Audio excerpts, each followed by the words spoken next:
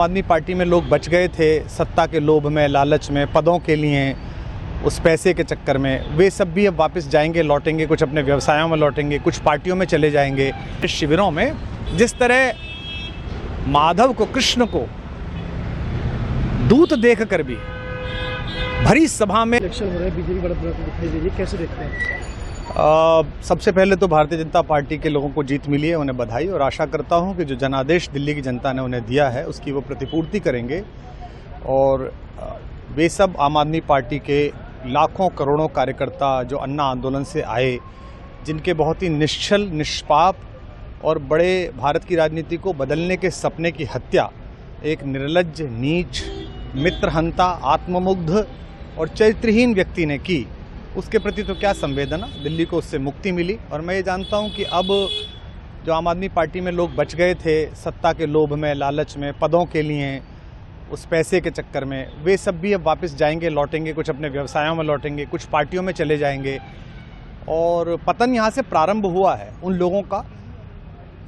मेरे लिए कोई प्रसन्नता का और दुख का विषय नहीं है, मैं बीच में खड़ा हूँ। प्रसन्नता इस बात की है कि करोड़ों लोगों ने आशा लगाई थी, करोड़ों लोगों ने, लोग अपनी नौकरियां छोड़ के आए थे, व्यवसाय छोड़ के आए थे, दुश्मनियां ली थी लोगों ने।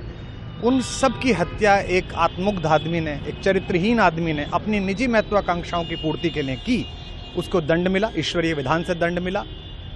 प्रसन्नता इस बात की भी है कि न्याय हुआ।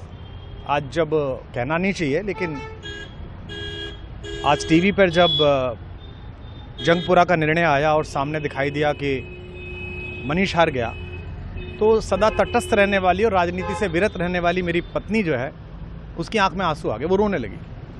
क्योंकि उसी से उसने ये कहा था कि अभी तो है ताकत, और उसने कहा था भैया ताकत सदा तो नहीं रहती।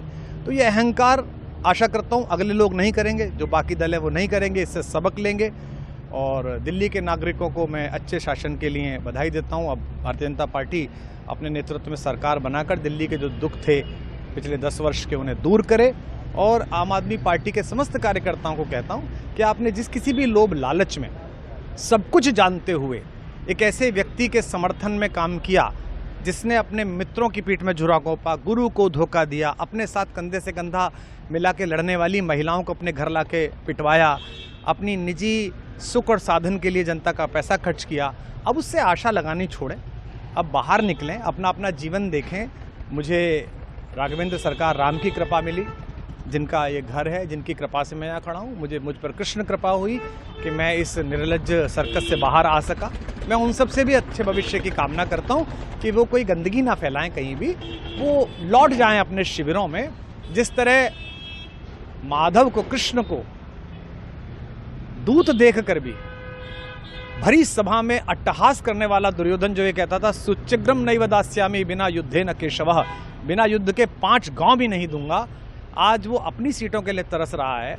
और मुझे पता है कि इस दुर्योधन का अंत भी टूटी हुई जंघा के साथ बड़ा ही दारुण होगा, और भारतीय राजनीति एक कलंकित अध्याय के रूप में इस बौने दुर्योधन को और इसके दरबार के तमाम शकुनियों को याद करेगी।